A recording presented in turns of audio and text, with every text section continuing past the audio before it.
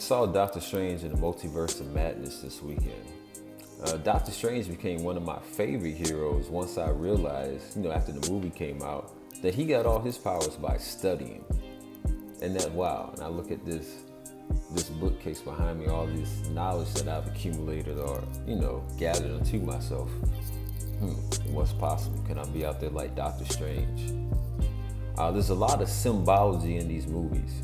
And the symbology that you pick out is going to be determined on, prior knowledge and what you're ready, to pay attention to at the moment. So when I say that to say, the things that I notice in the movie or movies, it's not going to be the same as you. And then again, as you learn more and you go back and rewatch a movie, you'll learn some more things about it.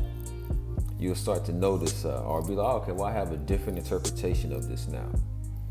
So one of the first things that stuck out to me in Doctor Strange, the first one, is that Baron Mordo, which in the comic book is a Chinese character or an Asian character, but in the movie they made him a black man.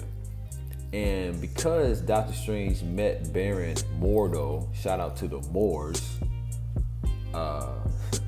he was able to gain training to become the Sorcerer Supreme. He served as a gatekeeper in that movie. What's wild is that he serves as a gatekeeper in a different reality in this movie as well, Doctor Strange in the Multiverse of Madness. In this movie, spoiler alert, it is Baron Mordo who takes Doctor Strange in front of the Illuminati. And the Illuminati, if you don't know, in the comic book sense, are these heroes who get together, who make decisions that they don't think the rest of the superheroes in the community will be able to do. So because Doctor Strange has been traveling in the multiverse and there's versions of him that have turned out very bad, this group called the Illuminati is trying to decide, well, should we kill him or not? Because one of his cells did something.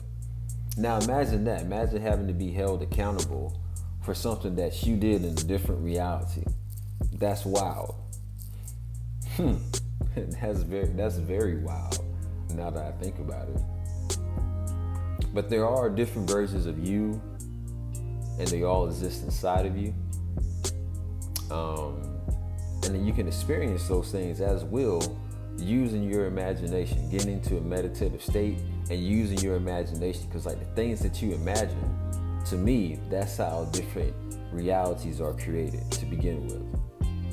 Different yous having different ideas and those things going off and having like full experiences. And if you think about it like that, it's almost seems like, wow, that's a lot. Like, how can you even count that? It's infinite, because there's an infinite number of choices that you can make. And that's just with one person. So if you think about, anybody else who's like a multiversal person as well, all of them are off having their experiences and doing different things. And if you really get down to the truth of the matter, they teach that God is the Alpha and the Omega, the beginning and the end, the ending and everything. So that means you exist inside of God as a part of God. So if you think about your body, what part of it isn't Ronald? Or what part of it isn't you?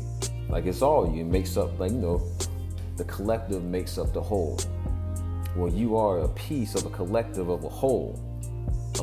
So when you walk around and you see different people, that's a different version of you having a multiversal reality. Ain't that trippy?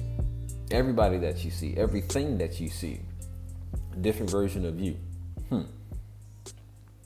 Now, if more people came to that realization, we would have a very, very different reality.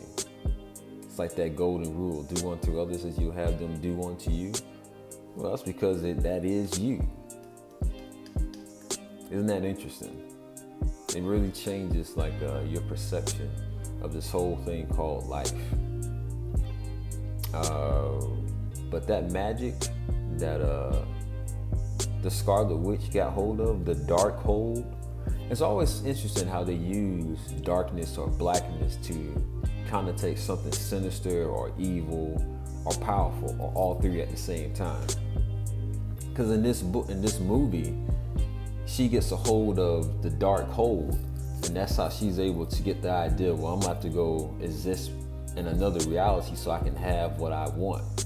Because I can't have what I want, or that's what she thinks. She can't have what she wants right here in the physical. And that's interesting. Because you always have a choice in a sense. You may not like the consequences of that choice, but you always have a choice. So it's almost like our alternate realities are all based on choices that we did or did not make. Another cool concept that they brought up in the movie was when you dream, everything that you see in your dream is you in an alternate reality having an experience. You're just getting a glimpse into it.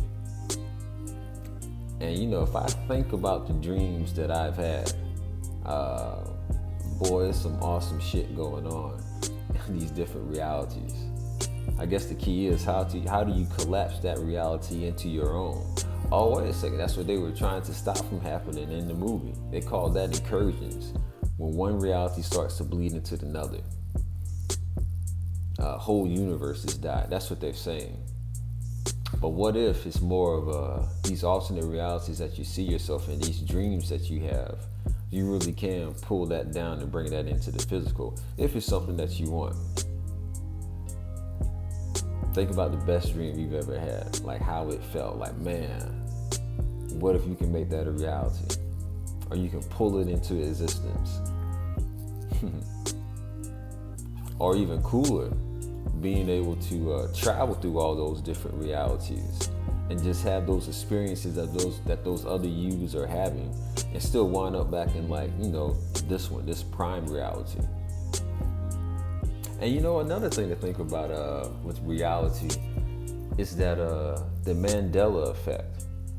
That's something that's been going on for a while, and it's like, what's going on? Like, what is this?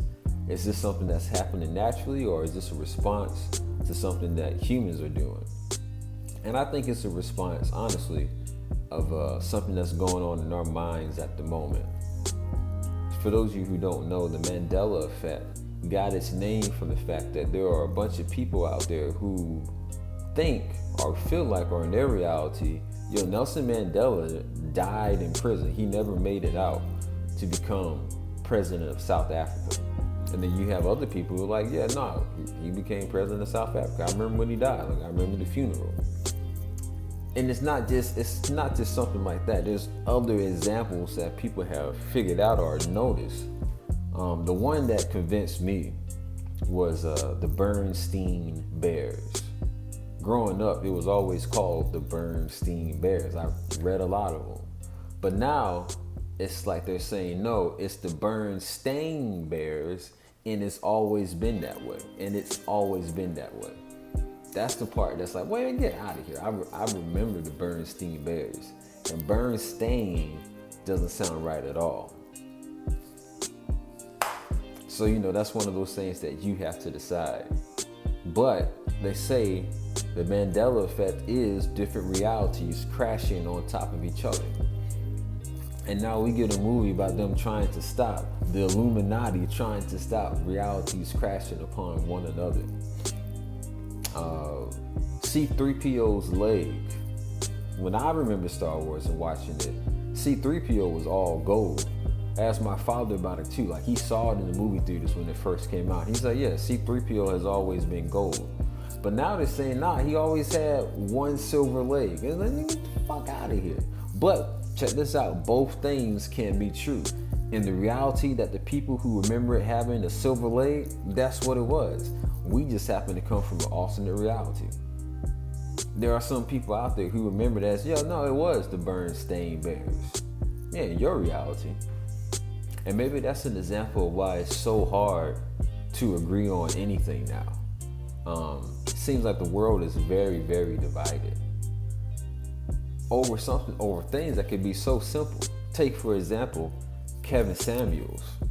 In one version of reality, or from one group experience, he's like the worst thing ever. He was bashing black women, talking down on them, didn't say anything of use, had crazy ideas.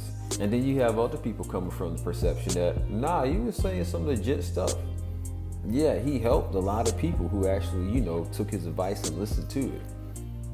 And it's just so wild. Like, he died recently or transitioned, and people have been very, very celebratory. They actually been celebrating this man's death, all because, they just hated what he said. And what's very wild about it is that it was a show where, people called in and say, yo, what do you think of this? And they'll have like a conversation and he'll tell them, what he thought. But it was all volunteer based. He wasn't opening up a phone book and calling somebody at random being like, yo, this is what I think of you. That'd been wild. But, reality. Collapsing and shifting. Because in one reality, Kevin Samuels ain't shit. In a different reality, he's the greatest guy ever. And those are existing simultaneously right now. Well, if you haven't seen Doctor Strange in the Multiverse of Madness, I think it would be a good idea to go check that out. You can even watch the first one so you have a better context. If you haven't seen it, watch the first one, then go check out the second one. And look for instances of where they're showing the black person being the gatekeeper.